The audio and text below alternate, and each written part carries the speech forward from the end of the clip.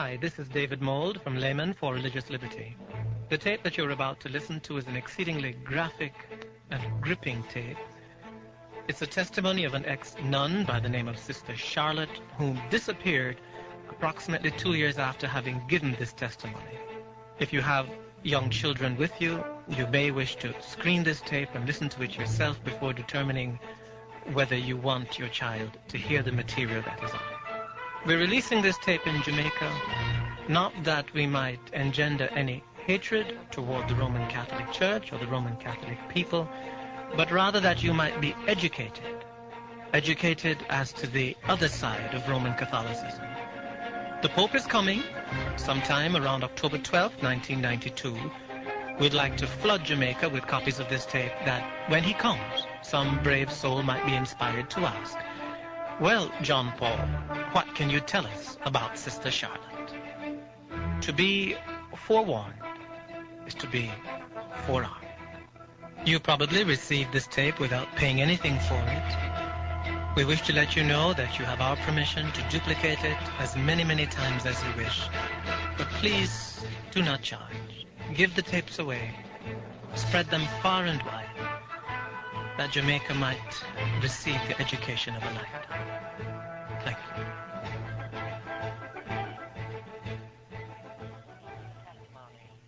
First of all, I always like to tell folk I'm not giving this testimony because I have any ill feeling in my heart toward the Roman Catholic people. I couldn't be a Christian if I still had bitterness in my heart. God delivered me from all bitterness and strife and delivered me out of all of that one day and made himself real to me in the power of the Holy Spirit. And so when I give this testimony, I'm giving it because after God saved me, he delivered me out of the convent and out of bondage and darkness. The Lord laid the burden upon my heart to give this testimony that others might know what cloistered convents are. And so as you listen carefully this afternoon, I trust I'll not say one thing that will leave any feeling in your heart whatsoever that I don't carry a burden for the Roman Catholic people. I don't like the things they do. I don't agree with the things that they teach. But I covet their soul for Jesus. I'm interested in their souls. I believe Jesus went to Calvary.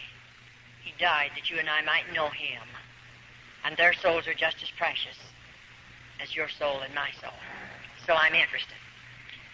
First of all, as we slip into this testimony, having been born in Roman Catholicism, not knowing anything else, not knowing the Word of God because we didn't have a Bible in our home, we had never heard anything about this wonderful plan of salvation. And so naturally, I grew up in that Roman Catholic home as a child, knowing only the catechism, knowing only the teaching of the Roman Catholic Church.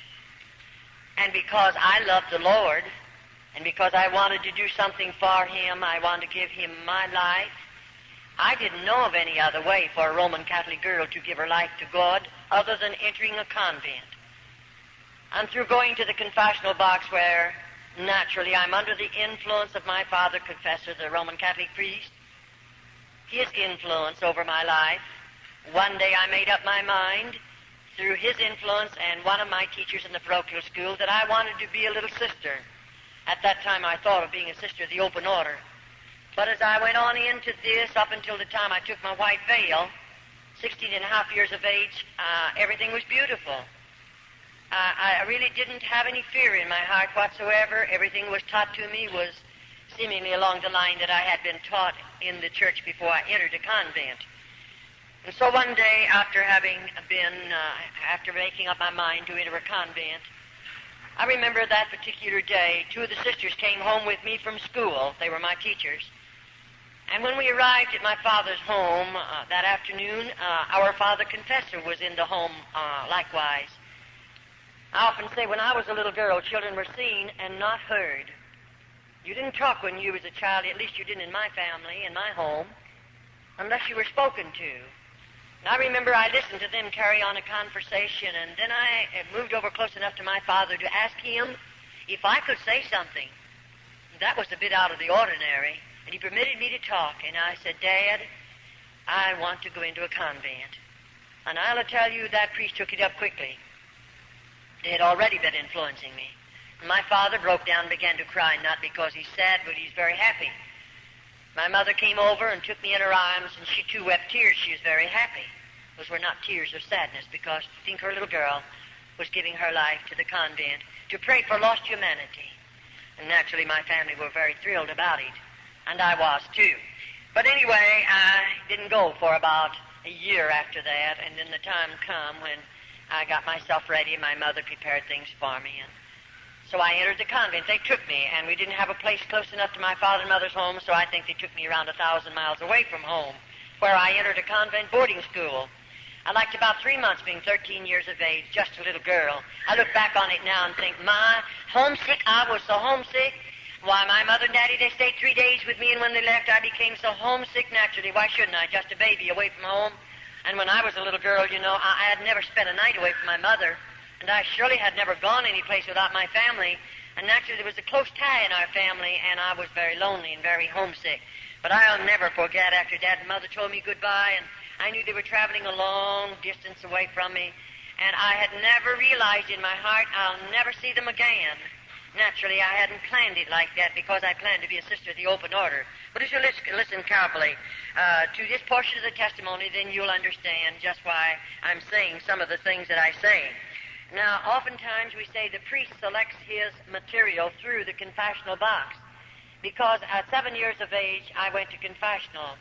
7 years of age, I would always, when I come into the church, first I'd slip over at the feet of the crucifix, the Virgin Mary, and then over at the feet of the crucifix, and I'd ask the Virgin Mary to help me make a good confession, because I was a child and my heart was honest, and I knew the priest had taught us to always make a good confession, keep nothing back, tell everything if I expected absolution from any sin that I might have committed. And so I would ask the Virgin Mary to help me make a good confession. I would ask then Jesus to help me make a good confession. And you know, I'll assure you, after I lived in the convent for a short period of time, now I had to go on with my schooling. I just finished the 8th grade, and they promised me to give me a high school education, some college education. But I didn't get much college. I got mostly just high school training, and they gave that to me all right. I took it under some terrible difficulties and strains and all of that, and it was rather difficult. But they gave it to me, for which I appreciate very, very much.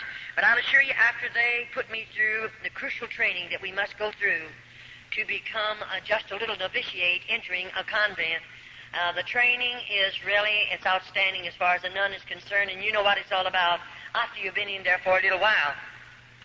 So now I've entered the convent, and for just a few minutes we want to tell you just a little bit how we live, what we eat, how we sleep. If I take you into the convent and tell you those things, you'll understand a little bit more about my testimony. First, as I entered the convent as this small child, I went on to school, but I was being trained. But the day came, possibly I was 14 and a half, when the Mother Superior began to tell me about the white veil. And I didn't know too much about it, but taking the white veil, they told me that I would become the spouse or the bride of Jesus Christ. There would be a ceremony, and I would be dressed in a wedding garment. And on this particular morning, they told me at 9 o'clock, they would dress me up in a wedding garment. Now, you're wondering where that come from and how they get the wedding clothes for the little nuns? The Mother Superior sits down and writes a letter to my father and tells him how much money she wants. And then whatever she asks, my father sends it, and the little buying sister, goes out and buys the material, and the wedding gown is made by the nuns of the cloister. I'm still open order now. And, of course, whatever she asks, now you say, did they spend all the money for the wedding gown? Well, of course, we don't know these things in the very beginning of our testimony, but after we live in a convent for a little while, we learn to know they could ask my father for $100, and he'd send it. And not that they wouldn't use maybe a third of that for the wedding garment, but they would keep the rest of it. And my father would never know the difference, neither did I, until I lived in the convent for a period of time, and I had to make some of the wedding clothes, and then I knew the value of them and what they cost, and I knew of the money that came in because I was one of the older nuns. Well, all right, the time came, of course, when I walked down that aisle, and I was dressed in a wedding garment. Now, you know, in the convent, I used to walk the 14 stations of the cross, the 14 steps that Jesus carried the cross to Calvary. But after I had made up my mind to take the white veil, never again did I walk. I wanted to be worthy. I wanted to be holy enough to become the spouse or the bride of Jesus Christ. And so I would get out on my knees and crawl the 14 stations. It's quite a distance. But I crawled them every Friday morning. I felt it would make me holier. I felt it would draw me closer to God. It would make me worthy of the step that I was going to take, and that's what I wanted more than anything in the world. I would like to impress on your hearts, every little girl that enters the convent that I know anything about, that child has a desire to live for God. That child has a desire to give her heart, mind, and soul to God. Now, many people make this remark, and we hear it from various types of folk who say only bad women go into convents. That isn't true. There are movie stars who go into convents, and they've lived out in the world. No doubt they are sinners and all of that. But they go in when they're women. They know what they're doing. And they go in only because the Roman Catholic Church is going to receive not only thousands, but yea, it'll run up into the millions of dollars. And they don't mind who they take in if they can get a lot of money out of that individual. But the ordinary little girl that goes in as a child, she's just a child, and she goes in there with a heart and mind and soul just as clean as any child could be. I say that because sometimes we hear a lot of things that are really not true. Now, after we become the spouse of Jesus Christ, I want you to listen carefully to this, and then you can follow me into the rest of the testimony. We are now looked upon as married women. We are looked upon as married women. We are the spouse or the bride of Jesus Christ. Now, the priest teaches every little girl that will take the white veil, they'll become the bride of Christ. He teaches her to believe that her family will be saved. It doesn't make any difference how many banks they rob, how many stores they rob. It doesn't make any difference how they drink and smoke and carouse and live out in this sinful world and do all the things that sinners do. It doesn't make a bit of difference. Still, our family will be saved if we continue to live in the convent and give our life to the convent or to the church. We can rest assured that every member of our immediate family will be saved. And you know there are many of little children that are influenced and enticed to go into convents because we realize it is a salvation for our families. And sometimes, even Roman Catholic families, the children grow up and leave the Roman Catholic Church and go out into the deepest of sin. And so every little girl that enters a convent is hoping by her sacrificing so much, home and loved ones, mother and daddy, everything that a child loves, her family will be saved regardless of what sins they commit. And of course we're children and our minds are immature and we don't know any better. And it's so easy to instill things like this into the hearts and minds of little children. And the priest is he's really good at it. And of course we look upon our priest, our father confessor. I looked upon him as God. He's the only God I knew anything about. And to me, he was infallible. I didn't think he could sin. I didn't think that he would lie. I didn't think that he ever made a mistake. I looked upon him as the holiest of holy because I didn't know a God, but I did know the Roman Catholic priest. And to me, I looked to him for everything that I asked of God, so to speak. I believed the priest could give it to me. And so the day comes when all of us. Now, as we're going in, I want you to listen carefully. After taking the white veil, things are beautiful. I'm 16 and a half years of age. Everyone's good to me. And I'm living in the convent, and I haven't seen anything yet because no little girl, we're not subject to a Roman Catholic priest until we're 21 years of age. And as we give you this next vow, then you'll understand that we don't know about this. This is kept from the little sisters until we've taken our black veil, and then it's too late. I don't carry the keys to those double doors, and there's no way for me to come out. The priest will tell all over the whole United States and other countries that sisters or nuns, rather, can walk out of convents when they want to. I spent 22 years there. I did everything there was to do to get out. I've carried tablespoons with me into the dungeons and tried to dig down into that dirt because there's no floors in those places, but I never yet found myself digging far enough to get out of a convent with a tablespoon, and that's about the only instrument. Because when we're using the spade, and we do have to do hard, heavy work, when we use a spade, we're being guarded, we're being watched by two older nuns, and they're going to report on us. And I'll assure you, you're not going to try to dig out with a spade, and you wouldn't get very far anyway, because they made those convents or built those convents so little nuns cannot escape. That was their purpose in building them as they build them. And there's no way for us to get out unless God makes a way. But I believe God's making a way for numbers of little girls after they come out of the convents. All right, now when the time comes, I think I was 18 when the mother began talking to me. Now, I planned to come out, see, after my white veil. I wanted to be a little nursing sister in the Roman Church. But the Mother Superior, I suppose she was watching my life. I suppose she realized I had much endurance. I had a strong body. And I believe the woman was watching me because one day she asked me to come into her office and she began to tell me, Charlotte, you have a strong body. And she said, I believe you have the possibilities of making a good nun, a cloister nun. I believe you're the type that would be willing to give up home, give up mother and daddy, give up everything you love out in the world, so to speak, and hide yourself away behind convent doors. Because I believe you're the kind who would hide back there and be willing to sacrifice and live in crucial poverty that you might pray for lost humanity. She said, I believe you're the kind to be willing to suffer because we are taught to believe as nuns that as we suffer, our loved ones and your loved ones that are already in a priest purgatory will be delivered from purgatory sooner because of our suffering. She knew I was willing to suffer. I didn't murmur. I didn't complain. She knew all of that, and she's watching my life, and that's the reason she began to tell me about the black veil. And then, of course, I didn't know too much about a cloistered nun. I didn't know their life. I didn't know how they live. I didn't know what they'd done. But, this woman proceeded to tell me. Now, I hear a lot of people try to tell me in the various places that we travel and go. I hear a lot of Roman Catholics try to tell me I've been in so many cloisters. I know all about them. But, a Roman Catholic can lie to you, and they don't have to go to confession and tell the priest about the lie that they told because they're lying to protect their faith. They can tell any lie they want to protect their faith and never go to the confessional box and tell the priest about it. They can do more than that. They can steal up to $40, and they don't have to tell the priest about it. They don't have to say one word about it in the confessional box. They are taught that. Every Roman Catholic knows it, and every Roman Catholic would be horrified to know how many of them steal up to that amount. And many of them lie. We've dealt with them. I've dealt with hundreds and hundreds of them. I've seen good many of them fall in at the altar and cry out to God to save them. And before they're saved, they look into my face and hold my hand and lie to me. But after God gets a hold of their heart, then they want to make right what they've told me because they realize they've lied about it. But as long as they're Roman Catholic, they're permitted to lie, and it's the saddest thing, and you can't expect them to know God because God does not condone sin. I don't care who you are, but I don't believe God condones sin, and I don't believe He's going to condone it in the Roman Catholic people, even though they're being misled and they're being blinded and led in the ways that's going to lead them into a devil's hell. I believe that with all of my heart because I've lived in a convent and know something about how those people live and what they do. Now the day comes. She told me, Charlotte, you'll have to be willing to spill your blood as Jesus shed his upon Calvary. She said you'll have to be willing to do penance, heavy penance. She said you'll have to be willing to live in crucial poverty. Now already I'm living in a bit of poverty, but I thought that was going to make me holier and draw me closer to God, and it would make me a better nun, and so I'm willing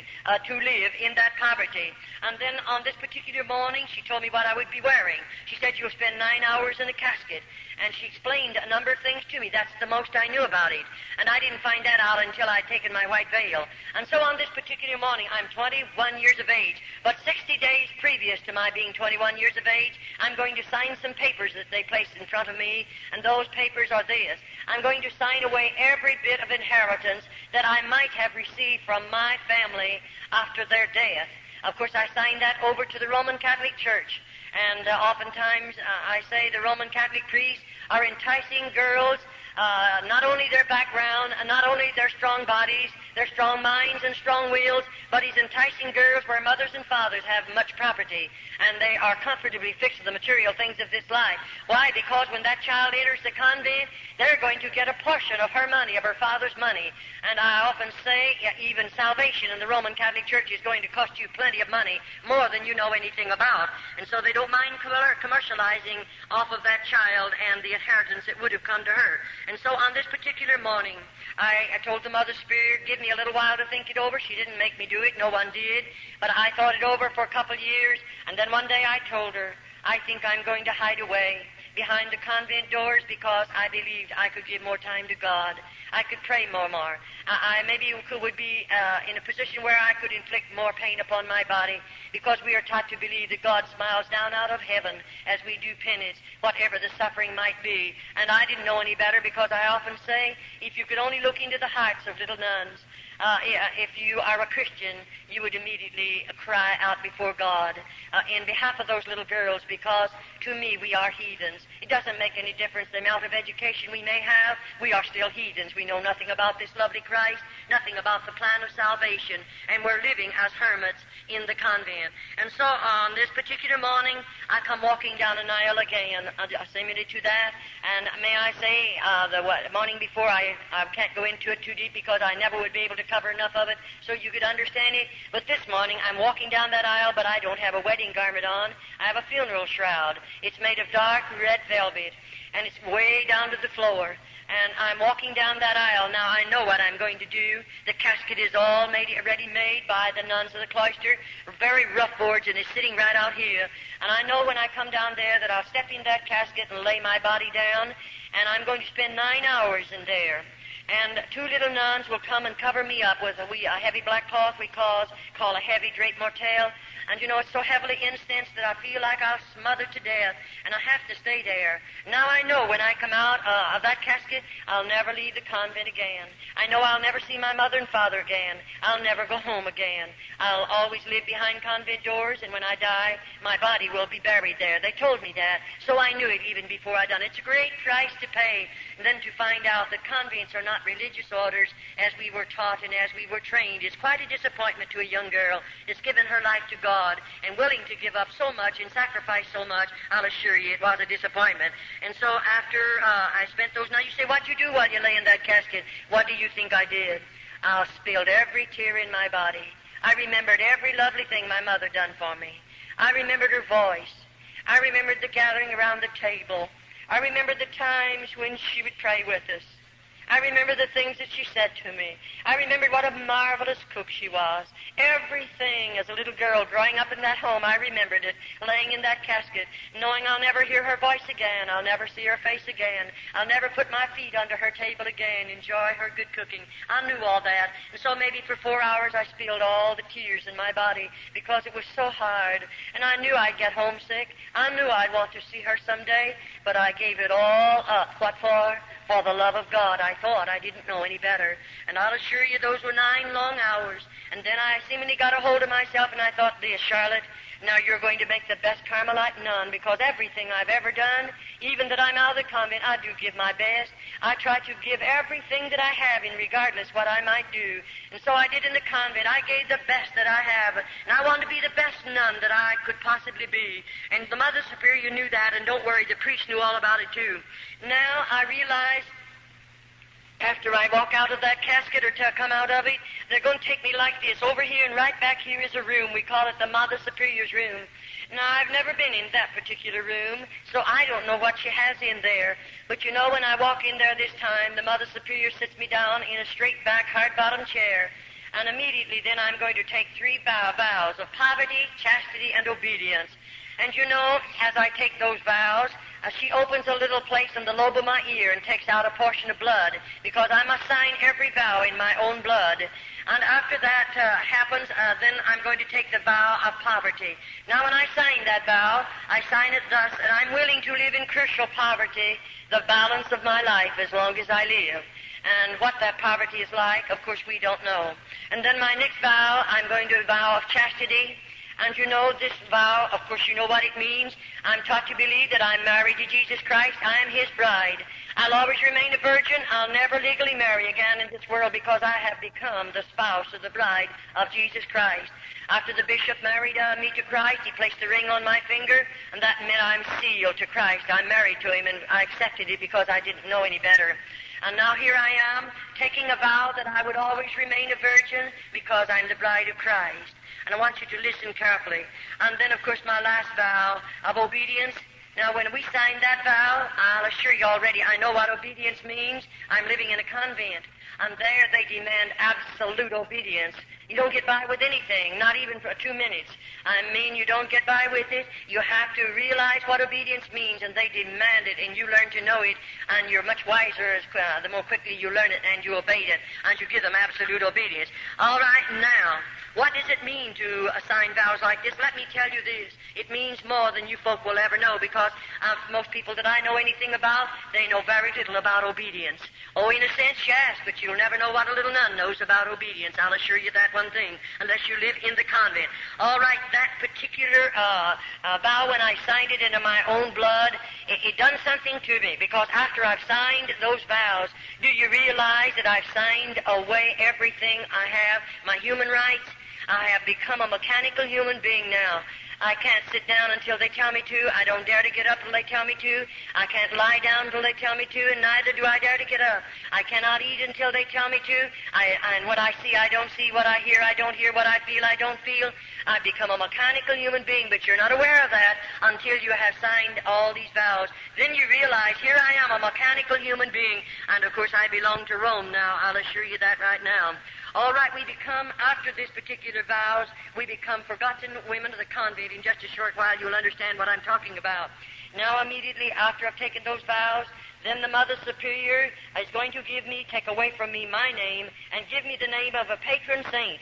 And she teaches me to believe that whatever happens to me in the convent, I can pray to that patron saint, and she will intercede and get my prayers through to God, because I'm not holy enough to stand in the presence of God. It isn't wonder the dear little nuns can never get close enough to God. We've always been taught that we'll never be holy enough to stand in His presence, and we always have to go through somebody else in order to get a prayer through to God. And we believe it because we don't know any better. And so now all identification of who Charlotte was is going to be put away. It'll be taken away from me. And if you knew me and would come to the convent and call for my family name, they'd tell you there isn't such a person as that. I don't exist, even though I'm right there, because I'm writing under another name. Now the Mother Superior is going to cut every bit of hair off of my head, and when she cuts it with a scissors, she puts the clippers on it. And I mean, there's nothing left. I just don't have one speck of hair left on my head. And of course, if you could be a nun, you would understand the heavy headgear that we have to wear. It would be so cumbersome to have hair and so cumbersome to take care of it. We don't have any ways of taking care of it in the convent. There are no combs in the convent, and so you can imagine how hard it would be for us to take care of a head of hair. It's not necessary that we have a comb after they finish with us. All right, now, this is my black veil. These are my perpetual vows, we'll call them. I'm there, and I'm going to stay there. Now, you know, up until this time, I received a letter once a month from my family, and I wrote a letter out of the convent once a month to my family, even though when I'd write that letter, I'd no doubt they marked out a lot of it, because when I would receive a letter from my family, there was so much of it blacked out until there was no sense to the letter, and oh, I'd weep over those black marks. I was wondering what my mother was trying to say to me. Don't worry, you'll never get to know what she wanted to say to you, because they have blacked it out. And so it would break your hearts many, many times, and you're lonely anyway, because you have no friends in the convent. I'll assure you, even though there was 180 on my particular wing, not one of those nuns were my friend, and neither was I a friend to them, because we are not allowed to be friends in the convent. We are all policemen or detectives watching each other. That's so we'll tell. And the little nun that finds something to tell on the other nuns, she stands in good favor with the Mother Superior.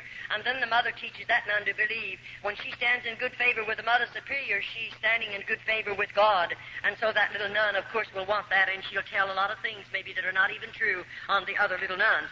All right, now after all of this has transpired and all of this has happened, everything I have is gone. I've sold my soul for a mess of theological pottage, because not only are we destroyed in our bodies, many of us in our minds, and many of us, if we die in the convent, we've lost our soul.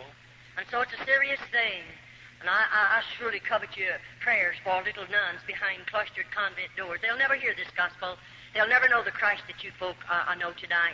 They'll never pray to Him as you people pray to Him. They'll never feel His blessings as you people feel them. And so put them on your heart and pray for them. They surely need much prayer.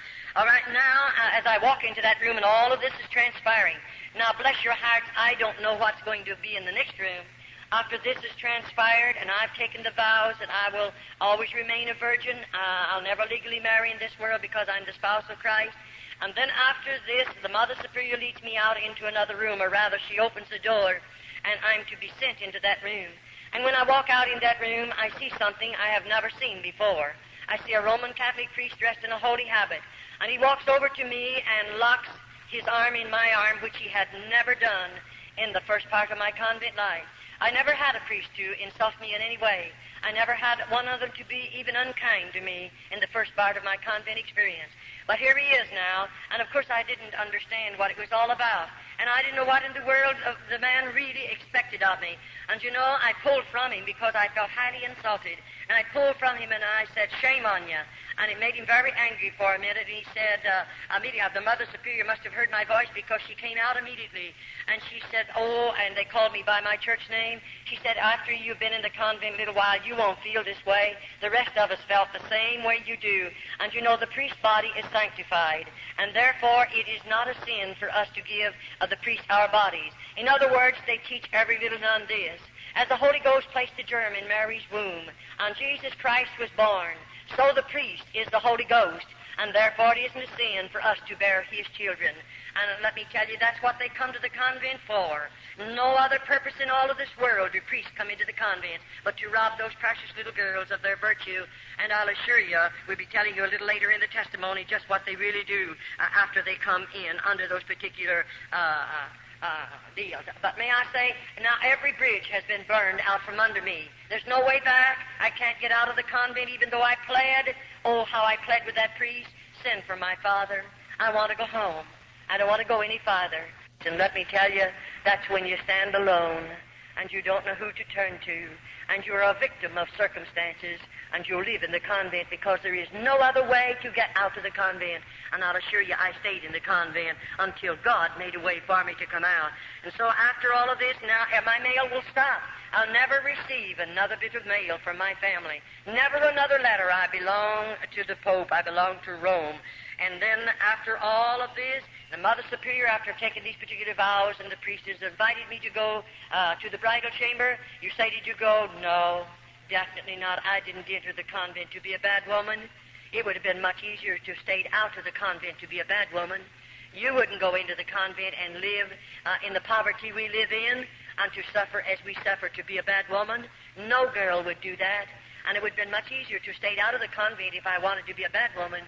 But I went there to give my life and heart to God, and that was the only purpose I had in going there. And here this priest is, and of course I didn't go to the bridal chamber with him. I had a strong body then. One of us would have been wounded because I would have fought until the last drop of blood. And you know, it made them very, very angry, I'll assure you. But I didn't go to the bridal chamber with him. But now I'm going to have to go to penance the next morning. And of course this will be a heavier penance because of what I've done already. And when the Mother Superior says we're going to do penance the next morning, I'm going to be initiated as a Carmelite nun.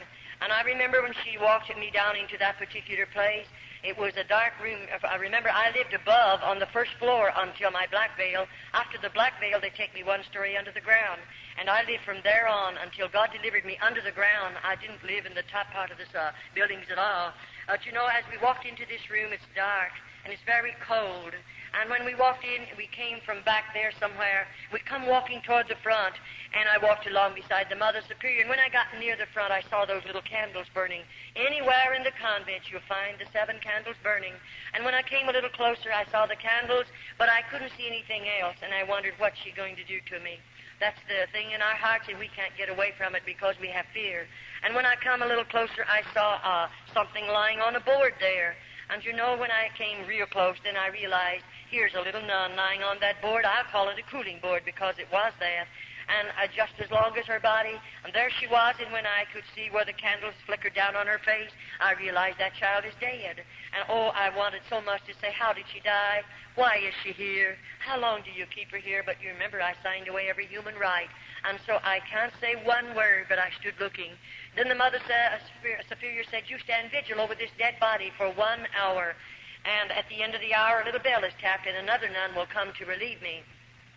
And may I say, I was advised every so many minutes, I have to walk out in the front of that little body and sprinkle holy water and ashes over the body and say, peace be unto you. And I did exactly what they told me to do. Oh, it was a terrible feeling. I'm not afraid of the dead. It's the live people we have to be very cautious about. And I wasn't afraid of that little dead nun, but oh, my heart ached for her. And, after the bell tapped and I realized my hour's gone, the nun who comes to relieve us comes back here somewhere. And of course, we walk on our tiptoes. No noise is made in the convent. And when they don't speak, they just touch you. And, of course, my being down there with that little dead nun, and I was full of fear, when that girl laid a hand on my shoulder, I let out a scream, a horrible scream, from fear, just fear. And, I didn't mean to do it. I didn't break that rule on purpose, but I was scared. And immediately, of course, I had to come before the Mother Superior. And that's when I first learned to know, one of the first times, about a dungeon. They didn't tell me there were dungeons in the convent. And she put me in such a dirty, dark place with no floor in it for 3 days and nights, and I didn't get any food and any water. And I'll assure you, I didn't scream anymore. I tried so hard not to break the rules of screaming, because there is a dungeon, and I know they'll put you in it. And let me tell you right now, it's not a nice place to be. After you've been in one of those places, you'll know what it feels like. All right now, I say this before I go any farther, that popery is a masterpiece of Satan. I said it's a masterpiece of Satan, with its lying wonders and its traditions and its deception. It's a terrible thing when you know about it. And so as I come down into this room, and she took me, let me look at this little girl, and that particular, if we call it a penance, is over. Now, the very next morning, she said again to me, Charlotte, you're going to do penance. Not the next morning, it was 3 days after, because I spent 3 days and nights in the dungeon. The next, fourth, fifth morning, whichever it was, she said, you're going to do penance. She took me down into another room, not the same room. And when we come walking down this time, I could see that big piece of wood, but I didn't know what it was. And when I came a little closer, there was a cross. It was made of heavy timber. I might say it was maybe 8 or 10 feet high, very heavy. And that cross was sitting on an incline like that. And she had me walk over here at the base of the cross, and she said, now strip your clothes off. And I took my clothes off. And then she made me, down to my waistline, then she made me drape my body over the foot of that cross. And she pulled my hands underneath and bound them to my feet. And then, that's where I'm going to spill my blood. And she had not told me how, and neither could I ask how I would spill it. And she gave 2 little nuns that came with her a flagellation whip. It's, I might call it a bamboo pole. It's about this long. It's about that big around. And it has 6 straps on it about this long. And on the end of either of those straps, there's a cross piece of sharp metal. And those little nuns, either was given one of these whips. And they stood on either side of the cross. Now, at the same time, those girls began whipping my body. And I mean, when that metal hit my body, it would break the hide, of course. It would cut into the flesh, and I spilled blood, and it was running down to the floor. That's my flagellation whipping. That is where I spill my blood, as Jesus shed his upon Calvary. And, of course, I'm human. It wounded. It hurts. It was very painful. After the whipping is over, they don't bathe my body. They put my clothing back up on my body, and I have to go the rest of the day. When the night comes and I stand in front of my cell there, after we have to stand there 2 undressed with our backs to each other, and then when I went in, I couldn't sleep that night. I just wasn't a bit sleepy, because I couldn't take off all my clothes. They had dried in those wounds, and it was terrible. I didn't take them off for several nights. And I'll assure you, when I came before my food, I didn't want my cup of black coffee. In the morning, we get a cup of black coffee. They serve it to 10 cup, and we can have no milk or no sugar of any type in it. And we have 1 slice of bread. That's made by the nuns of the cloister. They weigh it. It weighs 4 ounces. That's all I get for breakfast. And then, of course, in the evening, I get a bowl of soup, and that's fresh vegetables cooked together. There's no seasoning in the soup whatsoever, and a half a slice of bread, and 3 times a week they give me a half a glass of skim milk. That consists of my food 365 days in the year. And I began losing weight very rapidly, I'll assure you, because I didn't have enough food to eat. I don't know the day that I went to bed without a hungry stomach. Sometimes it would be so hungry I couldn't sleep. The pain was gnawing. You can't hardly stand it. And you're only going to get that 1 slice of bread the next morning. That doesn't fill you up. And, of course, we have to work hard all day long. And I'll assure you, those little nuns, as I covet your prayers for them, they need your prayers in more ways than one, because you'll go to bed with a full stomach tonight. And you're very comfortable right now, but I'll assure you there's not one of them that's comfortable. They're hungry, and they're sick, and they're wounded, and they're hurt, and they're heartsick and homesick, and discouraged, and worst of all, seemingly they have no hope. No hope. You and I are looking forward to the day when we're going to see Jesus. They have no hope. whatsoever. And I surely hope you don't forget to pray for them. All right, that was terrible, I'll assure you. And then in a few mornings after this, the Mother Superior's taking me back for another initiation. And when I go into the penance chamber this morning, we come from a place up here, and we're going to walk back along like that, clear to the back. And you know, it was quite a ways back there, and I went through part of it's a tunnel, and then I come out into a room, and I'll walk through that room, and when I get way back there, I see those candles burning, and I see something else. There's ropes hanging down from the ceiling, and oh, I'm so scared. I wonder what the ropes are for, and what's she going to do? After these two penances, you began to have a lot of fear in your heart. And so I can't say anything, and I walk back there, and you know, I saw the ropes then real plain, what they're doing hanging down from that ceiling. Then she tells me, you go over there against the wall, about that close from the wall, and I have to stand sideways like this. Then she asked me to put up both of my thumbs, and I did. And then she pulled one rope down, and there's a metal band fastened securely, and she fastens that around the joint of my thumb. Then the other one comes down and fastens around this thumb. And there I'm standing like this, facing the wall, and then, you know, she comes over here to the end, and there's whatever you want to call it, she starts winding. And I start moving, and she's taking me right up in the air. And, you know, when she gets me so just my toes are on the floor, just on my tiptoes, she fastens it. And there I hang, and all the weight of my body is on my thumbs and on my toes. Not a word is said. No one speaks a word. And she walks out of that room and locks the door. If you know what it means to hear a key locking a door and know that I'm strung up there like that, you'll never know unless you're a nun. And when that woman walked out, I didn't know how long I'll stay there, how long that woman will leave me there. And you know, they didn't come to give me food. They brought me no water. And I thought, is this it? Am I going to die back here just like this? And within a few hours, you can imagine, I'm still a human being. My muscles began to scream out with the pain. I was suffering. And that woman let me hang, and nobody come near. And what good would it do for me to cry? You can spill every tear in your body. Nobody will hear you. There's no one there to care how many tears you spill. And so I just hung there. And finally, I began I felt like I couldn't stand it. I'll surely die if they don't come and get me quickly. And I felt as if I was beginning to swell. I don't know how long went by. And she opened the door one morning, and she had something for me to eat. And the water was in a pan, and it was potatoes, and those potatoes were not good to eat. They were in a pan. And there's a shelf over there on the wall that she can adjust to the height of the nun. And, you know, she pulls it up. Now, I'm not against the wall. I'm about this far from it. But to get that food, she puts it there and said, this is your food. And she walks out. Now, how am I going to get it? She didn't let my hands down. But this is what you'll learn. And you'll struggle to get it. I'm hungry. I mean, I'm so thirsty, I feel like I'm going mad. And to get it, I discovered that this hand goes high and this one will come down a little bit. And that'll keep right on going higher. As I lean, I have to reach higher with this one. This one will automatically let down. And to get that water and that food, I had to get it like the dogs and cats. And I lapped as much of it as I could because I'm so thirsty. And get those potatoes, I tried as hard as I could because I'm hungry. I'm hungry. And I got as much of it as I could naturally, but I was hungry. That's the way she fed me for a while, and then she released the bonds on my hands and on my feet. And I tell you, then I shouldn't have said on my feet. She didn't release the bonds. She let me hang there for 9 days and 9 nights. I'm almost got it mixed up with one of the other penances that I want to give to you. I hung 9 days and 9 nights in this position. And may I say, at the time come when I was so swollen here, and naturally I could see myself puffing out here. I felt like my eyes were coming out of my head. I felt like my arms, what part I could see of them right there, they were 2 or 3 sizes, their normal size. I felt like I was that way all over my body, and I was like a boil. I was in real suffering. And then on the 9th day, she comes in and she releases the bonds from my hands and my body and lets me down on the floor.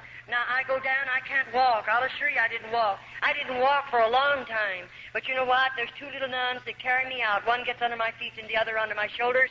And they carry me in the infirmary and lay me on a slab of wood. And there they cut the clothing from my body. And let me tell you right now, nobody but God will ever know. I'm covered with vermin and filth. Why? I'm hanging there in my own human filth. There are no toilet facilities. Right behind me is a stool. They have running water in it, and the lid is down, and they have sharp nails driven through that lid. If I break my ropes and fall on that, I would suffer terribly.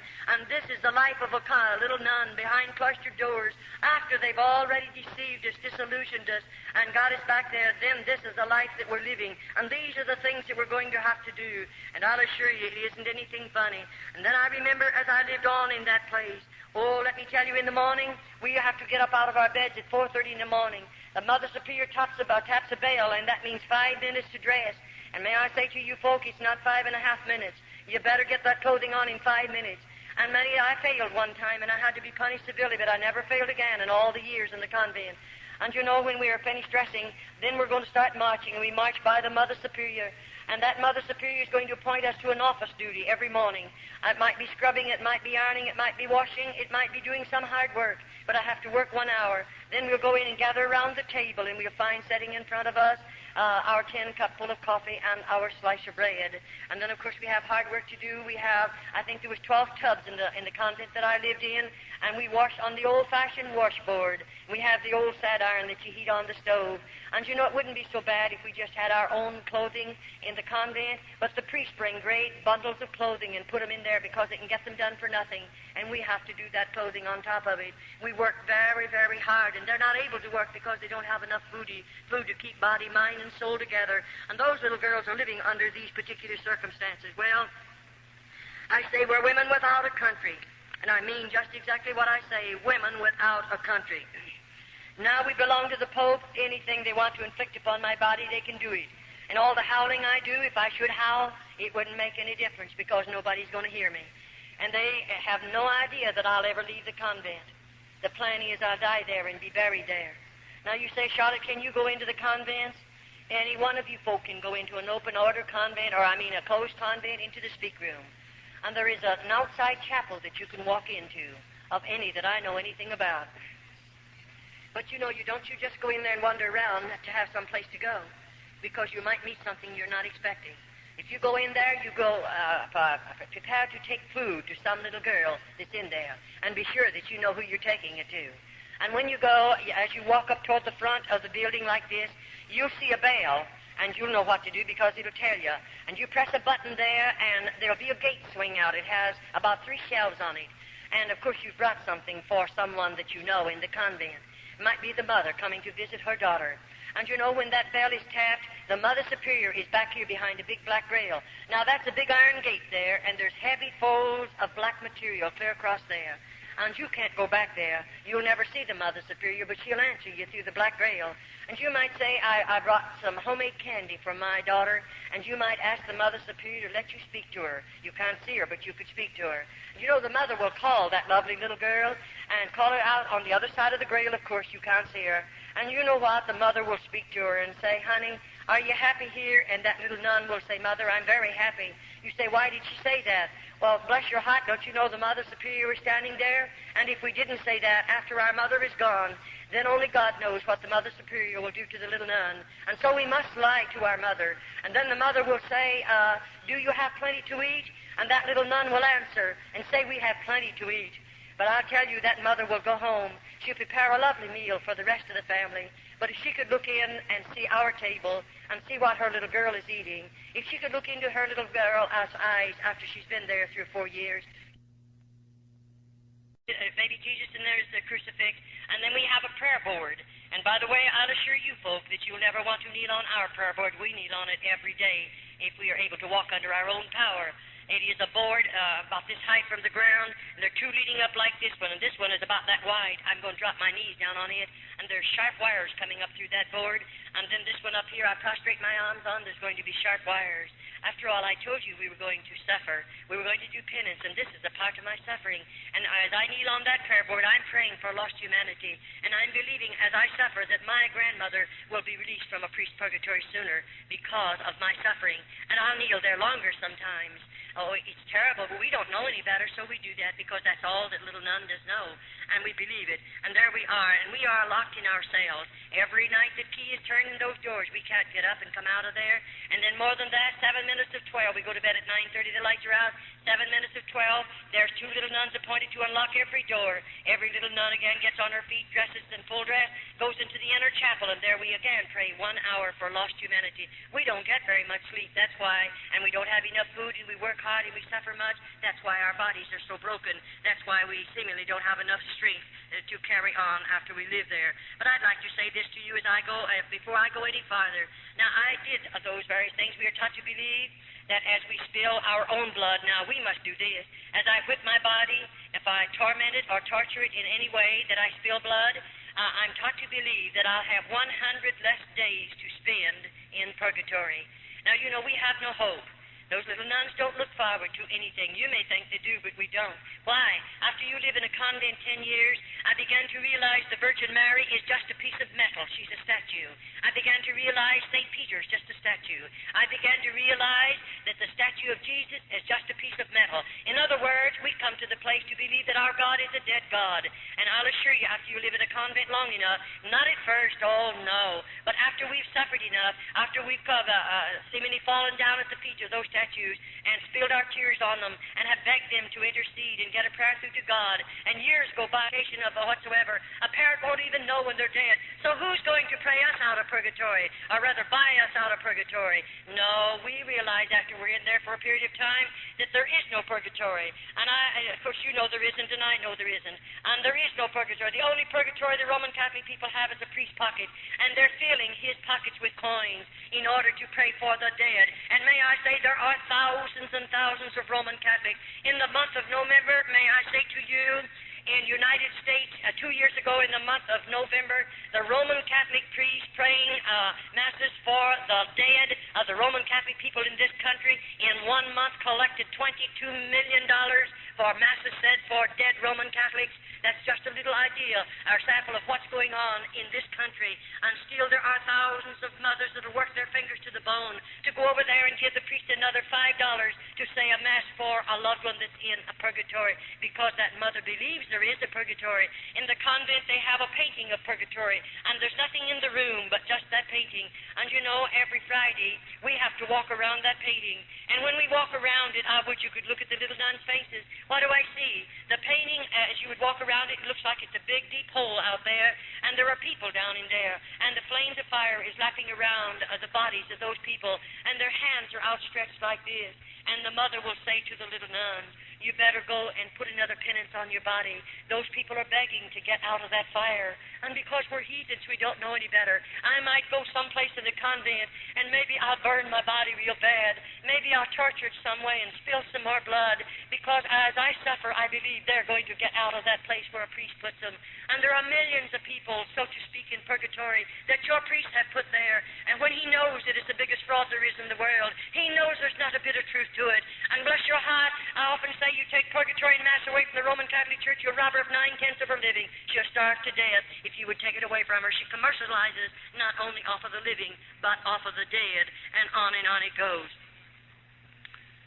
All right. It doesn't bother a Mother Superior to take one of those dear little girls. And may I say, you know, when the priests come into the convent, they come as our Father Confessors. Once a month we go to confession.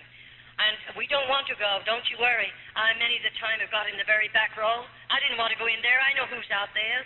One of them, I may not know the particular man, but I know he's a priest, and I know those priests. I certainly have seen them enough. I've lived there long enough. I certainly have had contact with every one of them, and I'll assure you this one thing. I don't trust one single one of those in the convent. Now, we're not telling you about every priest. I don't know all the priests. I'm just talking about the convent in my personal testimony of convent life. And you know, we know something about what's out in that room, and here we are. We know we're going to confession today. It may take all day long, and here he comes.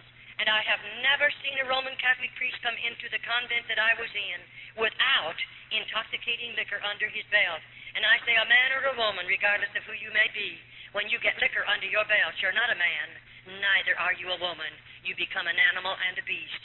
And so we have a beast sitting out there. There's a straight back hard-bottom chair, no other furniture but the crucifix and the Virgin Mary. But here he is sitting on that chair right out there in the middle of that room. Now here a little girl has to walk out there alone, and she has to kneel down. Think of it. Why, bless your heart, I really sometimes, I'm saved now, I'm out of the convent, and I now look back at that Roman Catholic priest, and I often say, I'm sure he was a twin brother to the devil, because he's full of sin, he's full of vice, he's full of corruption. And we go out there and kneel down at his knees. Now, you're a lucky girl if you get away from that man without being destroyed. Why, he's drunk. He's a beast. He's not a man. Oh, he has a holy habit on. He's an ordained Roman Catholic priest. And so I'll assure you, we don't like to go to confession, but we must go once a month. Those little girls can't help themselves, and nobody comes out into that room with the priest and I until it's all over, and then we can come back, and the next one will have to come. And I'll assure you, we don't appreciate that day. And those little girls don't know any better. They don't know anything about the plan of salvation. They don't know that Jesus went to Calvary and died for them. They don't know that he shed his blood for them. Those little girls know nothing about it, because to me, as I repeat again, the Bible was a hidden book to every one of those little girls. And so now they can do things like this. Now, if a Roman Catholic priest comes into the convent, he may go to the Mother Superior and ask her to permit him to go into the cell where one of the nuns are. And you know that mother with her carnal mind and her carnal heart, and she's very hard and very carnal, and she is the mother many times of many illegitimate children. They belong to the priest. And you know, she'll take that priest and he's drinking. She knows it. They bring liquor in with them. Sometimes some of the nuns will drink with them, and the mother usually drinks with them. And it's really a terrible place. It is not a religious order. It does not live up to that name whatsoever. But here she brings that priest into one of our cells. Now, I wonder if you realize how serious it is. That Roman Catholic priest, he has liquor under his belt, we know that. But he has a big, strong body. He's had 3 square meals food every day of his life. He can eat all the food that he wants. But you know, there's a little nun that may have a broken body, and she may not have very much strength. And what did he come into that cell for? For nothing other than to destroy that little nun. I often say I wish the government could walk into a convent just about the time one of those priests are let in the cell. The mother will turn a key in the lock, and you're locked in there with that priest. Now, we have no way to defend ourselves, and I often say I've had to nurse those little girls. I'm an RN. I got my nurse's training by going through the tunnel over to through the hospital as I lived in an open order convent. But may I say, after that priest is taken out of there, if you could look upon the body of that little nun, she looks like something you've thrown out in a hog pen, and a half a dozen old sows have just mauled that child's body. And this is convent life. I can understand why your priests are calling over the phone every day or two and screaming their heads off because I'm in this city giving this testimony. But may I say to you, I don't mind if they continue to scream. I don't mind what they do. I'm not one bit afraid of them. I'll continue to give this testimony. As long as God gives me strength, I'll be giving this testimony regardless of your priests or your bishops in this country. I know what I'm doing. I know what I'm saying, and I'm not afraid of anybody in all of this world. I'm a child of God, and I believe God won't let anybody put a hand on me until my work is finished. And then I often say, I don't care what you do to my body after I leave this body. I'm sure I don't mind. And so I will continue to give the testimony regardless of what your priests think about it, because I think God saved me to pull the cover off of convents. I believe he saved me to uncloak those places that are riding under the cloak of religion. I believe that with all of my heart. I'll assure you I do. Now, if I refuse to give my body, you know we're just supposed to give our bodies voluntarily to those priests. Many times the nuns are overpowered. But if I refuse to give my body voluntarily to them, then you know he becomes very angry, and he goes immediately to the Mother Superior. Then when 2 carnal minds come together, they can invent things that you and we don't have enough evil in our heart to invent things like that. We don't have enough sin in our lives to even think of such terrible things. And when those 2 carnal minds come together, the next time, I want you to know they're all ready. Now, the Mother Superior might say to me in a day or two, we're going to do penance. Now, the penance that they'll inflict on me is something that the Mother Superior and the priest has invented, and it can be very, very cruel. They might take me down into one of the dirty dungeons, and there's no floors in those places. And you know, they have a place down there. There are rods about 3 feet long. They have a burrow down into cement, and at the top of it, there's a ring about this big, sticking out of the ground. They have some leather straps fastened there. And when they take me down there, they put my foot, either foot through those rings, and then they strap my ankle securely. Now, I'm standing with my feet in those rings. All right, they're going out of there. They're going to leave me locked up in that place by myself, and it's a dirty place. Well, I might stand there for 2 or 3 hours if I have strength enough in my body. But what do you think is going to happen to me then? I can't stand any longer. Sometimes we faint. Sometimes we just become exhausted and we go down. But when I go down, he flips my ankles over like that, and I can't do anything about it. I don't have what it takes for me to get up. I may have to lie in that position for 2 or 3 days, and no one will come near. They won't give me a bite of food. They won't bring me 1 drop of water. But I must stay there. And the next thing you feel is the bugs crawling over my body and the mice running over me, and I still have to stay there.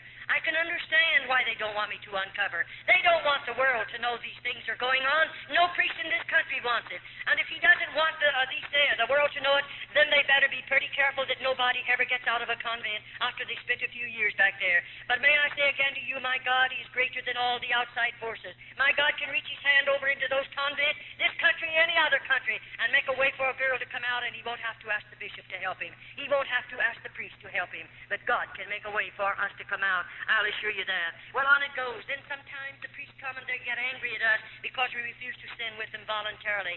And you know, after all, the nuns' bodies are broken after we're there a while. And many the time, to have him strike you in the mouth is a terrible thing. I've had my front teeth knocked out. I know what it's all about. And then we'll get you down on the floor and then kick you in the stomach. Many of those precious little girls have babies under their hearts. And it doesn't bother a priest to kick you in the stomach with a baby under your heart. He doesn't mind. The baby's going to be killed anyway because those babies are born in the convent. Why wouldn't babies be born when you run places like this under the cloak of religion? The world thinks it's religious orders.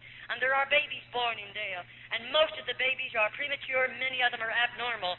Very seldom do we ever see a normal baby. You say, Sister Charlotte, do you dare to say that? I most definitely do dare to say that. And I intend to keep on saying it. Why? I've delivered those babies with these hands. And what I've seen with my eyes and I've done with my hands, I just challenge the whole world to say it isn't true. And the only way they can ever prove it isn't true, they'll have to open, if they ever serve a summons on me and call me into court, I'll assure you this one thing. Convents are coming open. And then the world is going to know what convents really are. And they'll have to open them to vindicate my testimony, because I know what I'll do if they ever serve a summons on me. I've been before the highest laws we have in the United States. I know what I'm doing. I know what I can say, and I'm not one bit afraid to say it, because I've been a part of this. I've been connected with this system 22 years behind convent doors, and it is a terrible thing. When that dear little nun, looking forward to that day when her precious baby will be born, most of you dear mothers, oh, you have everything ready. The beautiful nursery, all the baby's beautiful clothes are made. Everything is lovely. You're looking forward to that precious little immortal soul that's going to be born into your home. And everything is ready. And oh, I wish you could see that little nun. She's not looking forward to that. There won't ever be a blanket around his body. They'll never bathe that baby's body. But he can only live 4 or 5 hours. And then the Mother Superior will take that baby and put her fingers in its nostril and cover its mouth and snuff its little life out. And why did they build the lime pits in the convent?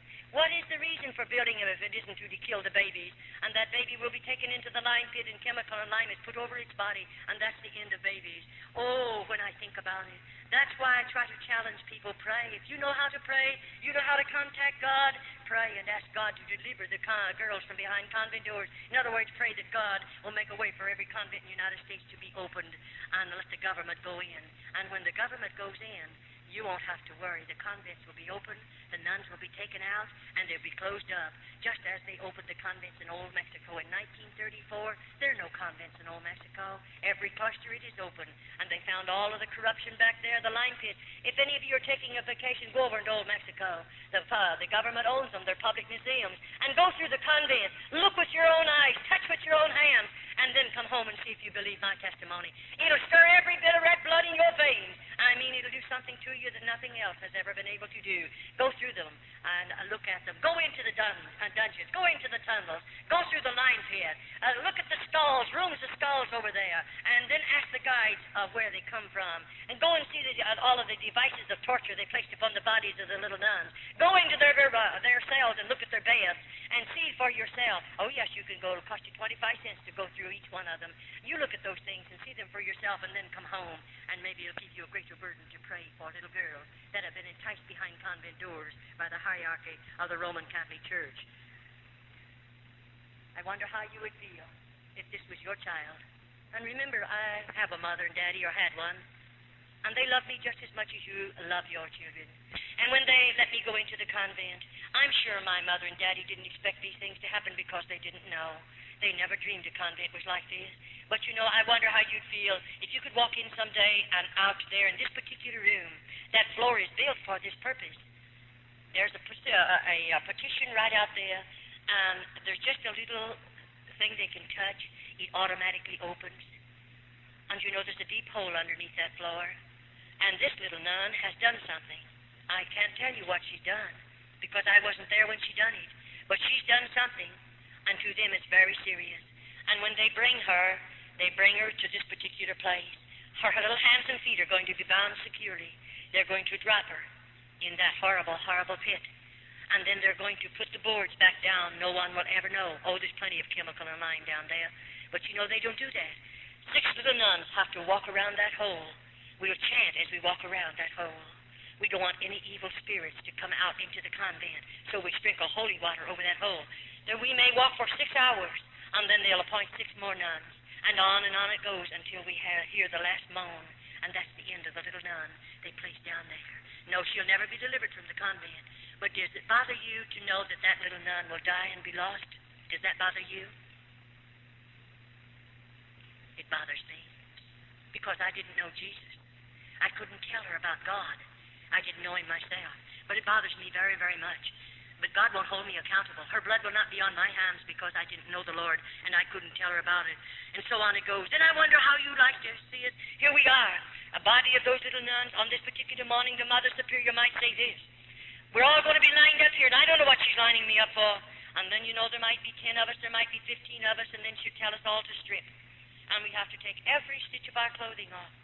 We're certainly not anything beautiful to look at. Our eyes are back in our head, our cheeks are falling in, our bodies are wasted. God only knows what we look like because I never saw myself in 22 years. I didn't know I had gray hair. I didn't know I have lines in my face. I didn't know how old I was. I only found that out about 6 years ago. You know nothing about what you look like. And here we are lined up. And here comes 2 or 3 Roman Catholic priests with liquor under their belt. And there they're going to march in front of those nude girls and choose the girl they want to take to the cell with them. These are convents. Cloistered convents, not open orders. The priest can do anything he wants to and hide behind the cloak of religion. Then that same Roman Catholic priest will go back into the Roman Catholic churches, and there he'll say Mass.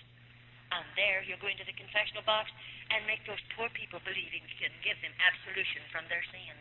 When he's full of sin, when he's full of corruption and vice, still he acts as their God.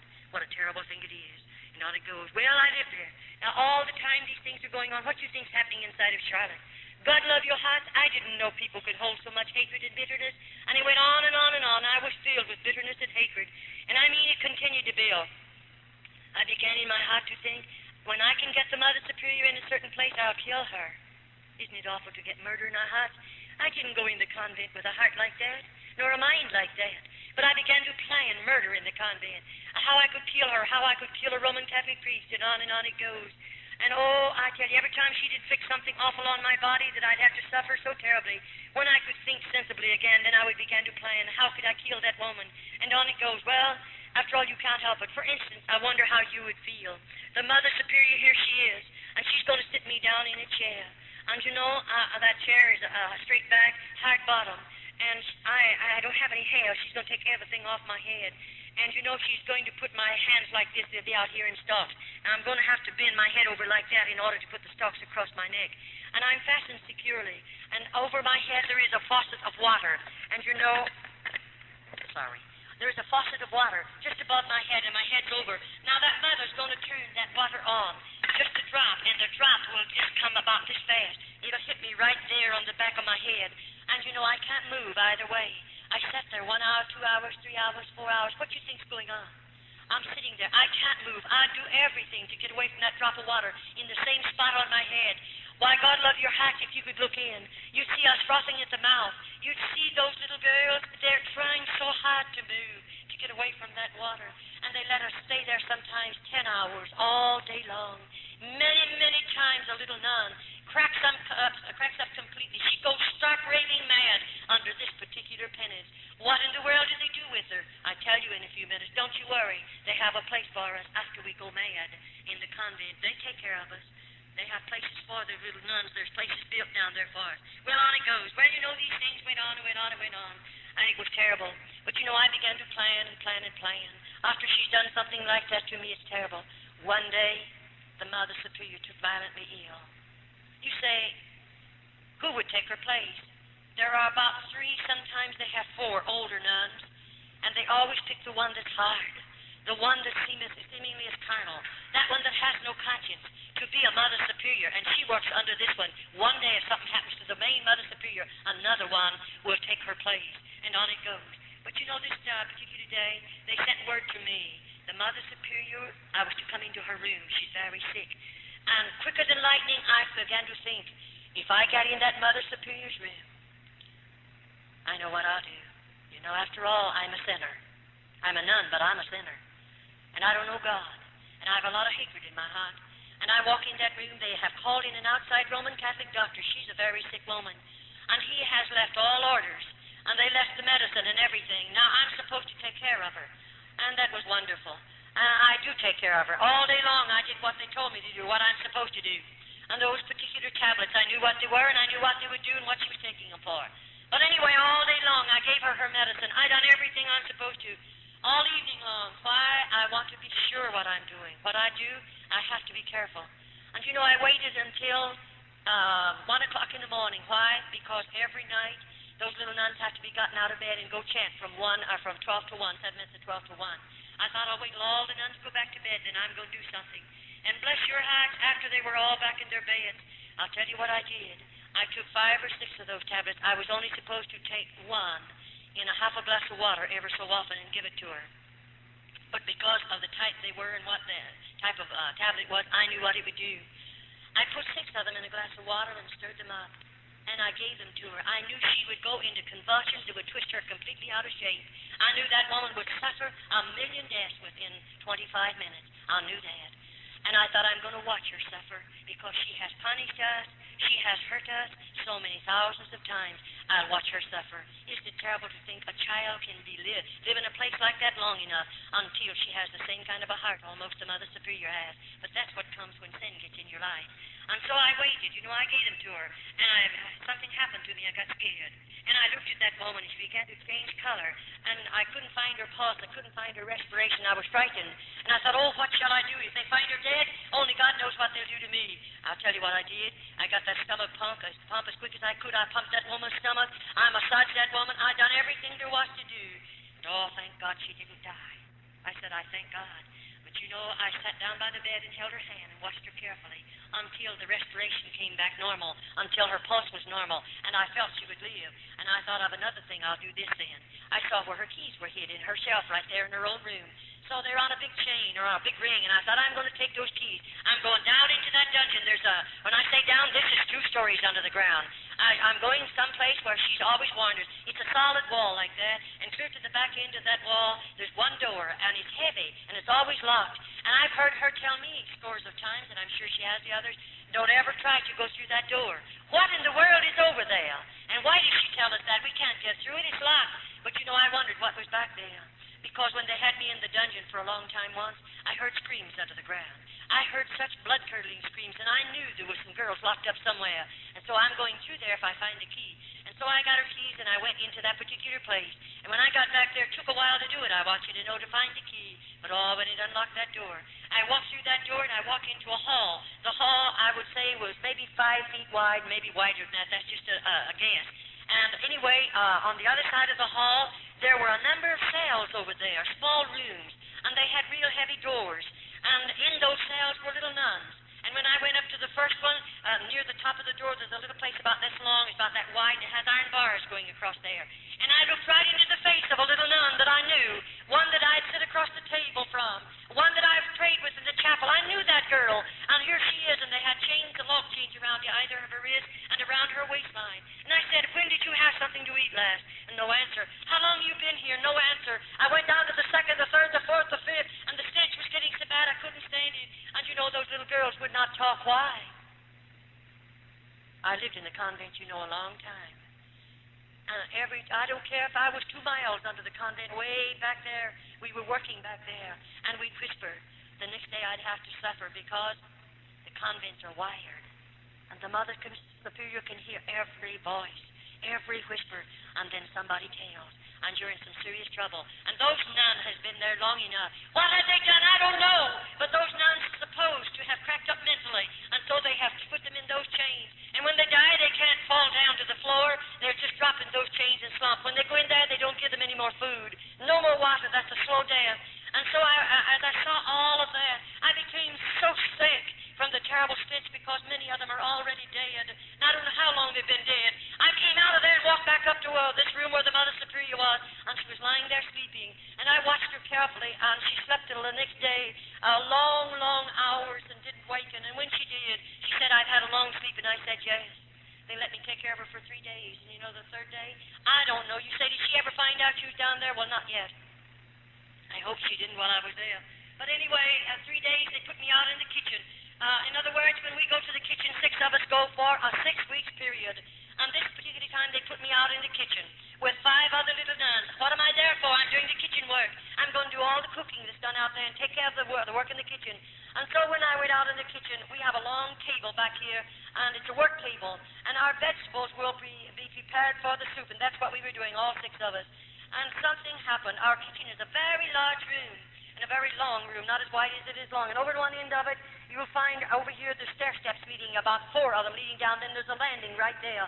Over there is a big, heavy outside door. But here there's a landing. Our garbage cans sit there. And right here is a stairway, cement one, leading down 1 story under the ground. Now, I'm up on 1st floor in this kitchen. All right, as I'm in there and we're there working, something happened. Somebody touched a garbage can. You know, all my convent life, we are taught never to break silence. We don't dare to make noises in the convent. We are punished for them. And when something touched the garbage can, that's a noise. And who in the world? 6 of us, and we're all together. Who's touching the garbage can? I wheeled around, and they wheeled around, and we saw a man. And you know that man was picking up the full can, leaving an empty one. I'd never seen that before. I've been in that convent for years, and in the kitchen, but I never saw anything like that happen. I believe God had his hand on me. With all my heart, I believe it. And you say, what happened? Well, we turned around quickly because to us it's a mortal sin to look upon a man other than a Roman Catholic priest. And I mean, we turned around quick and went to our work. But you know, I thought, if that man comes back again to get another full can, I'm going to give him a note and I'm going to ask him if I can run out with him. But I didn't do that. But you know what I did? When we run out of something in the kitchen, there's a pencil hanging up there on a chain. And bless your heart, I have to, or whoever it is runs out, you have to write it on a tab. And of course, I stole a piece of paper off of a sack. And I thought I'll carry that little piece of paper in my skirt pocket. And every time I can get a hold of that pencil, I'm going to write a word or 2 on a note. And that's what I did. It took quite a while to do it. But I watched that garbage can. Every time I could take the garbage down there, I did it. And you know, when it was just about full. And I thought the next evening, it'll be full when we put all the garbage in it. And so that afternoon, I broke my crucifix, and I laid it up on a shelf, and I had a hard time doing it because they're watching me. But I did it, and I laid it up on a shelf, and I did that to have a way to get back to that room, of course.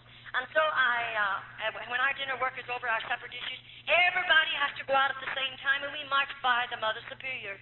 And you know, when I marched by, I stopped and said, please, may I speak to you? And I did. And I said, Mother Superior, I broke my crucifix, and I left it in the kitchen. May I go for it? And of course, no nun goes without her crucifix. And she said, how did you break it? I lied to her. Everything she asked me, I lied to her. You say, why did you lie? She lies to us. And we're all sinners, so we all lie. And it doesn't make any difference in there. And so we lied. And I lied to her. And then finally she said, you go get the crucifix and come right back. And that's all I wanted anyway. I have to have a reason. You can't go back to the kitchen after you've left it. And so I didn't go for the crucifix, but she thought I did. And I run for this tin can. Why?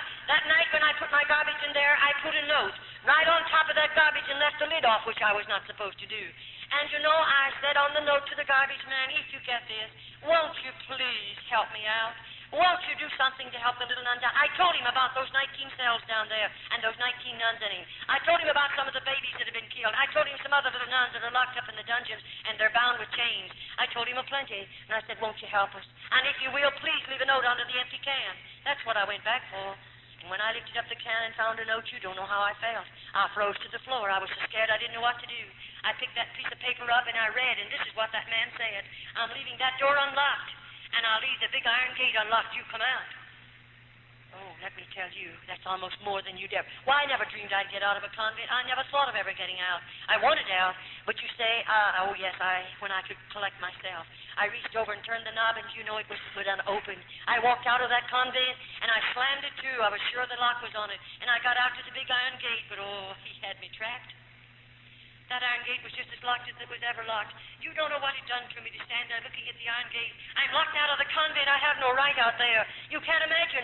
I don't know if I grew old right there. I don't know. I know I suffered enough because I'm scared half to death. And what will I do if I go back and pound on that door? What will they do with me? And oh, the fear that grips your heart. And you say, what'd you do? I didn't have any shoes and stockings on. I'd wore those out years ago. When I think of the Roman Catholic Church being the richest church in the world, and they let those little nuns go winter and summer without any shoes and without any hose, living in crucial poverty, I wonder how they can do it. Hungry as we are.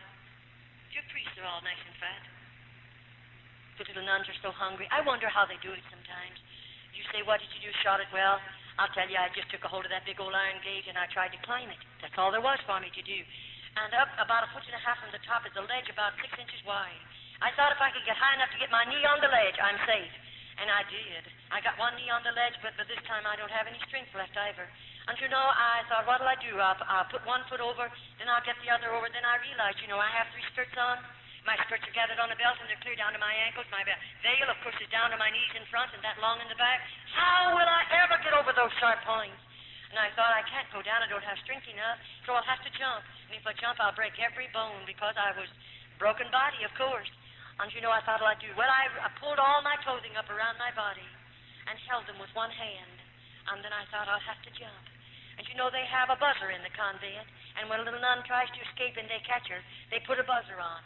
And if the priest tell you they don't come to the convent, I would you could see the priest then. You'll find a good many of them there. And they immediately are after that nun. They don't want her out. If she comes out of that convent, she's going to give a testimony someday. And it'll pull the cloak off of convents. And I'll assure you they don't intend for us to get out. And so as I let loose of that top of that gate and I made that jump, I just didn't make it. My clothing caught on top of those points and I hung there, but I'd let loose.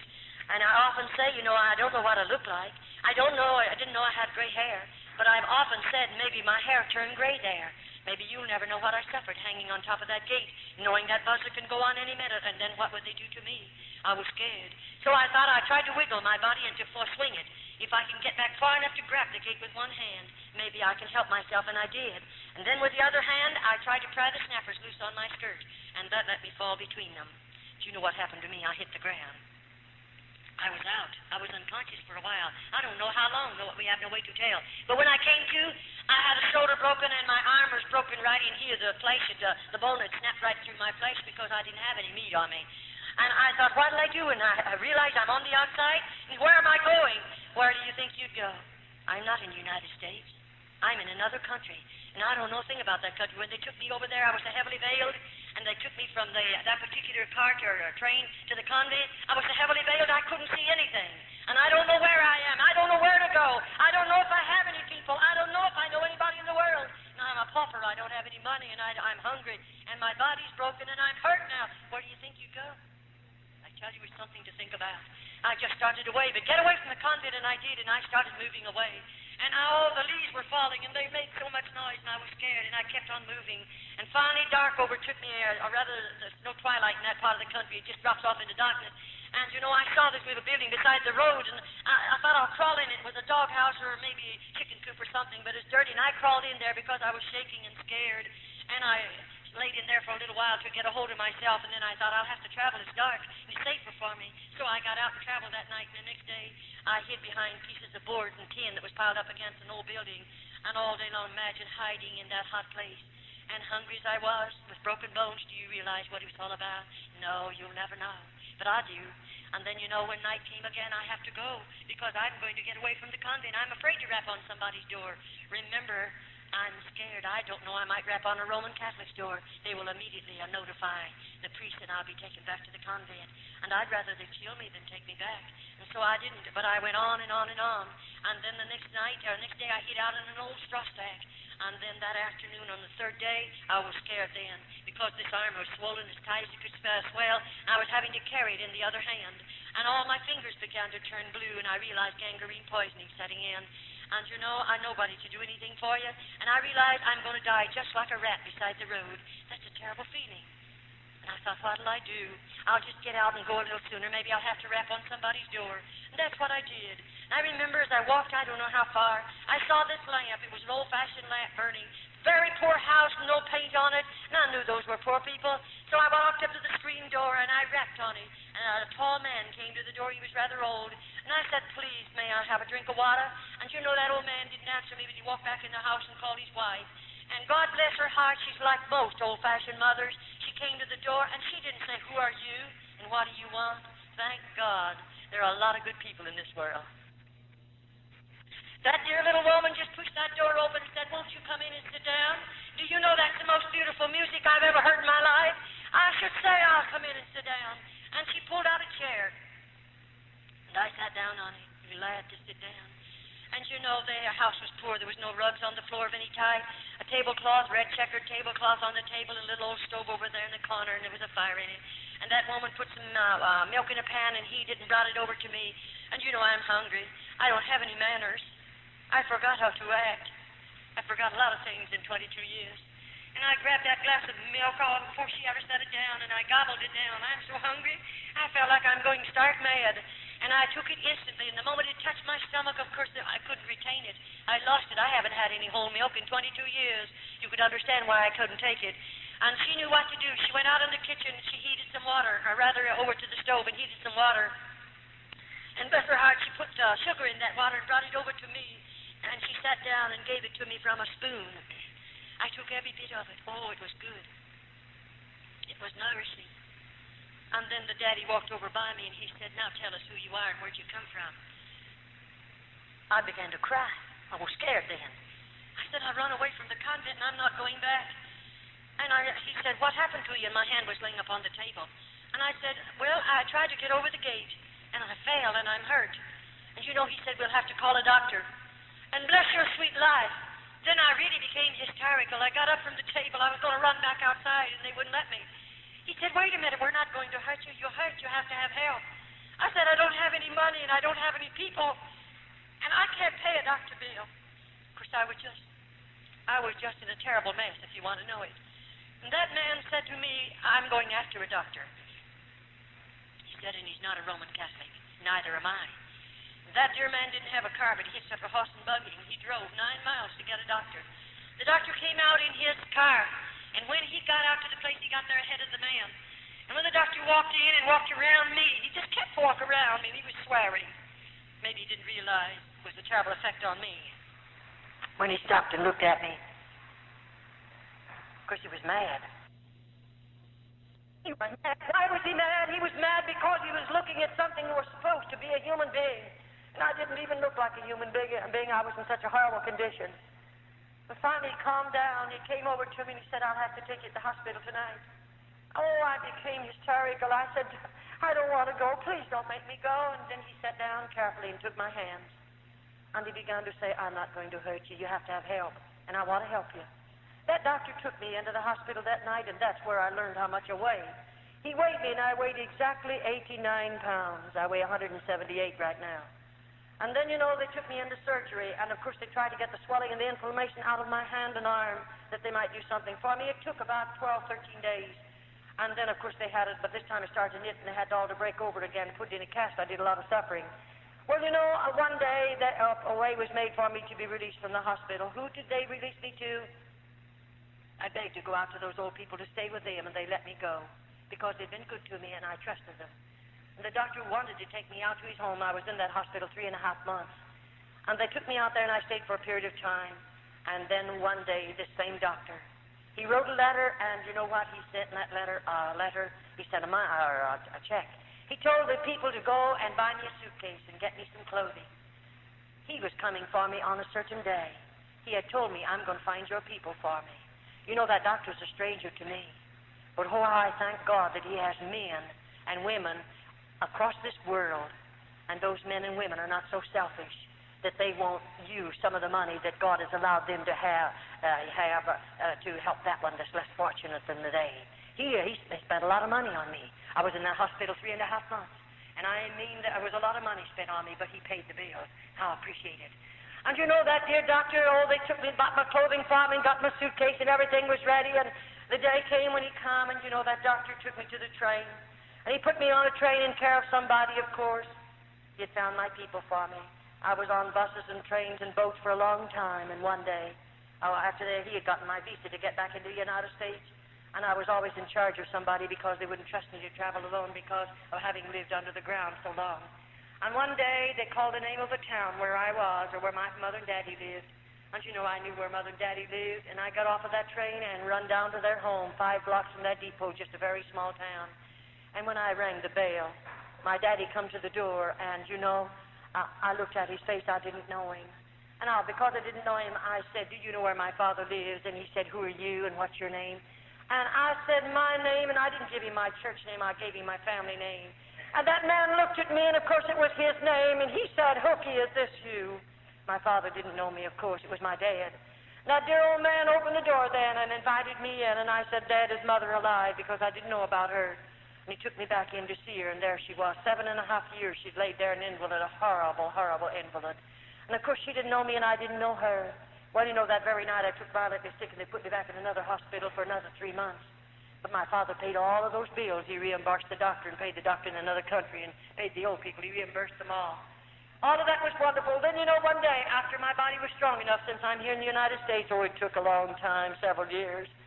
I'm a nurse, and I took the examination to nurse. And you know what God did? He let a woman come into that particular hospital. It was a Roman Catholic hospital. This woman was a Church of God minister. She came in, and I thought, how strange.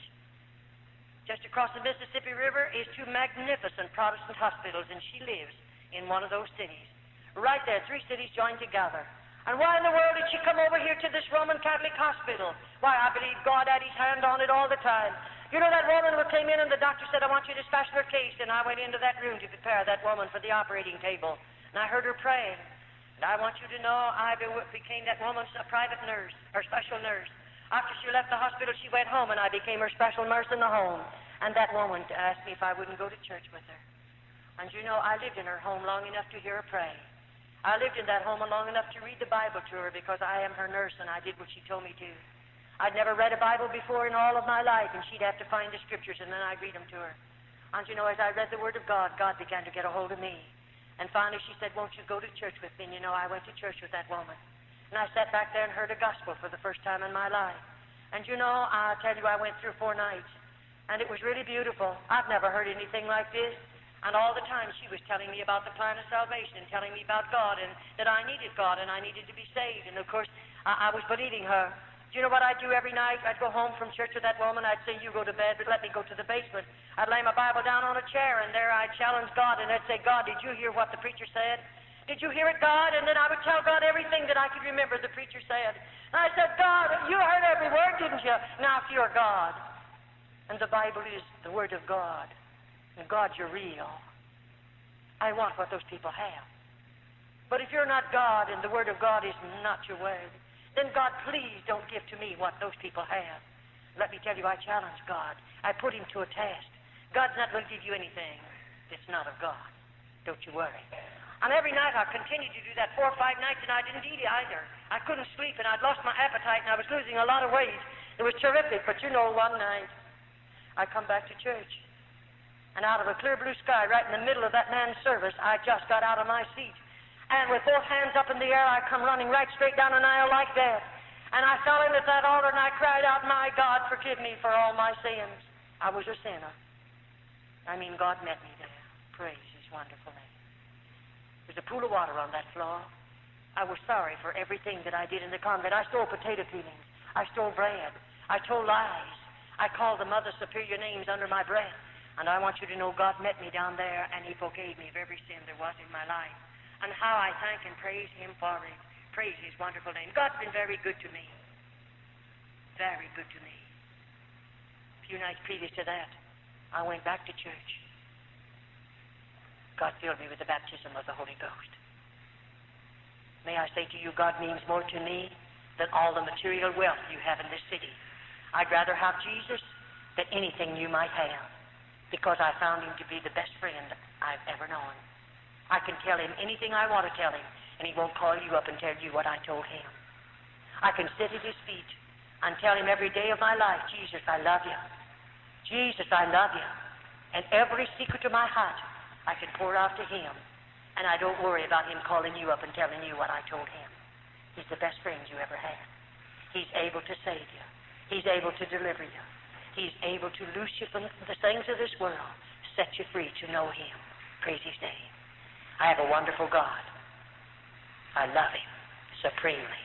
I'd rather have Jesus than anything that you might have. God is real in my life.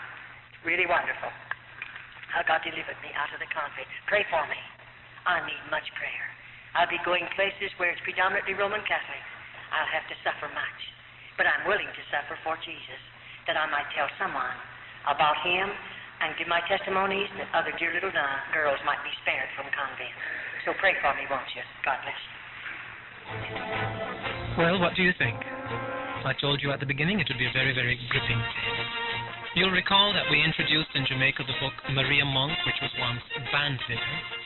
We feel this tape is a perfect complement to the book. We've also introduced another volume, the New Illustrated Great Controversy, which is being sold right now in many, many bookstores across the island, including Sansta's. We'd urge you to get a copy as quickly as you can. You probably received this tape without paying anything for it. We'd like to let you know that you have our permission to duplicate this tape and to distribute it as far and as wide as you choose. Freely we have received, freely we give it to you. May God bless you.